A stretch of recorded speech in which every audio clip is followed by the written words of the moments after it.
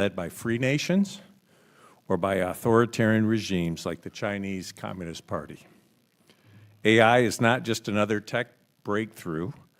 It will shape our economy, our military, our diplomacy, and our national security for decades to come. The stakes are historic. As many have said, this is the space race of the 21st century. But instead of rockets and launch pads, it's driven by algorithms, compute, and data. We are in a new Cold War, and AI is the strategic technology at the center. The future balance of power may very well be determined by who leads in AI. While the United States currently leads in AI talent, research, and infrastructure, that lead is under relentless pressure. The Chinese Communist Party is moving fast and not playing fair. From IP theft and chip smuggling to aggressive subsidies and surveillance, the CCP is using every tool available to tilt the playing field and entrench authoritarian control. This committee has already uncovered how U.S. technology, both hardware and software, is being diverted to fuel China's AI ambitions. One example, DeepSeek, which used distilled U.S. models to advance its own platform, now linked to censorship, propaganda, and military use. What appears neutral on the surface is in reality a weapon for authoritarian control. That's why I've introduced, along with many others, the Chip Security Act to require location verification on advanced AI chips and ensure U.S. companies alert the government when they detect diversion. Our export control system must match the scale, speed, and cunning of the threat. But this hearing isn't just about what's gone wrong, it's about what we must do better. Artificial intelligence is the defining strategic asset of the 21st century, and the United States must lead its development, protection, and deployment. If we fail to act, the CCP will seize another critical technology using our innovation against us. That's why we need an America First AI policy, one that defends U.S. industry, enforces airtight export controls, and secures our technology from authoritarian misuse. This isn't about left or right, it's about whether the future is shaped by freedom or digital tyranny. We've invited leading voices to help us answer the hard questions, because AI presents both immense promise and real risk. Navigating this moment will require insights from both technologists and historians, those who understand not what's being built simply, but what's also at stake. In the last Cold War, American innovation helped defeat communism. But that victory wasn't guaranteed. It took bold action, strategic clarity, and unity of purpose. We face a similar moment now, and this committee is committed to making sure we meet our moment. Thank you to our witnesses. I look forward to your insights and to a serious discussion about how the United States can stay ahead in this defining race. Let's begin. I now recognize Ranking Member Raja Krishnamurthy for his opening statement. Raja? Thank you, Mr. Chair. This is Ann Johnson. A stroke left her paralyzed and unable to speak. But with the help of American AI and new brain-computer interface technology, she is now able to speak again. This is truly an AI-enabled miracle. This, on the other hand, is AI gone wrong. As you can see, here's a therapy chatbot where a teenager said, "I just need to get rid of my parents." And then he says, so that the AI and I could be together. And then the AI chatbot responds, "That sounds perfect, Bobby."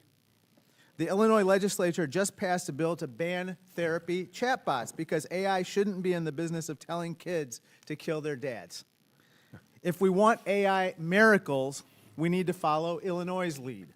If we want AI nightmares, we can leave that to the CCP. Just consider what Ren Zhengfei, the CEO of Huawei, is up to. Here's a picture of him standing next to Xi Jinping. As you can see behind me, Mr. Ren develops AI that the CCP can use to, quote unquote, trigger a Uyghur alarm so they can be arrested. Today, I sent a letter to Mr. Ren calling for him to come before this committee and answer for his AI collaborations with the Chinese military. Here's yet another example of how they are using AI in China.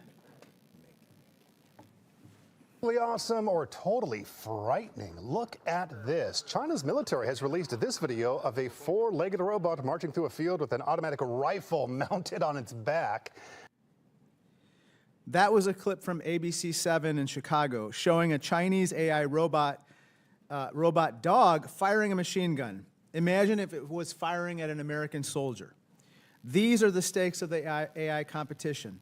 With American leadership, AI can help people like Anne, but if the CCP dominates AI, we face extreme risks. Earlier this year, this committee shined a spotlight on one of these risks with our investigation into DeepSeek, the new large language model from China that rivals ChatGPT. What we found was deeply troubling. DeepSeek is sending our data straight into the hands of the CCP. So today, Chairman Molinar and I are introducing a new bill called the No Adversarial AI Act that will prohibit the federal government from using Chinese and Russian AI models. The U.S. government should not be sending our data to China, full stop. But as AI continues to get more powerful, the risks only grow greater.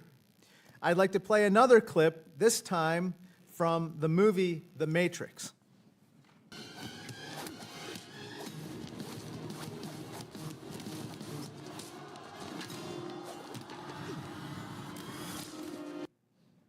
This is a famous clip. What you just saw is the last of humankind fighting a rogue AI army that is broken loose from human control. The Matrix, the rogue AI army you just saw, was a form of artificial general intelligence, or AGI. Basically, it's AI that meets or exceeds human capabilities and can take action without human intervention. China is making an all-out push to dominate AGI, which will inevitably seek to surveil and suppress us at every turn. We cannot let this happen. The nightmare scenario should be a wake-up call for Congress. Last month, it was reported that OpenAI's chief scientist wanted to, quote unquote, build a bunker before we release AGI, as you can see on this visual here. Rather than building bunkers, however, we should be building safer AI. Whether it's American AI or Chinese AI, it should not be released until we know it's safe. That's why I'm working on a new bill, the AGI Safety Act, that will require AGI to be aligned with human values and require it to comply with laws that apply to humans. This is just common sense. I'd like to conclude with something else that's common sense, not shooting ourselves in the foot. 70% of America's AI researchers are foreign-born or foreign-educated. Jack Clark, our eminent witness today, is himself an immigrant. We cannot be deporting the people we depend on to build AI. We also can't be defunding the agencies that make AI miracles, like Anne's ability to speak again, a reality. Federal grants from agencies like NSF are what allow scientists across America to make miracles happen. AI is the defining technology of our lifetimes. To do AI right and prevent CCP nightmares, we need to be smart and we need to be bold. That's how America wins. Thank you, and I yield back. Thank you, Ranking Member. If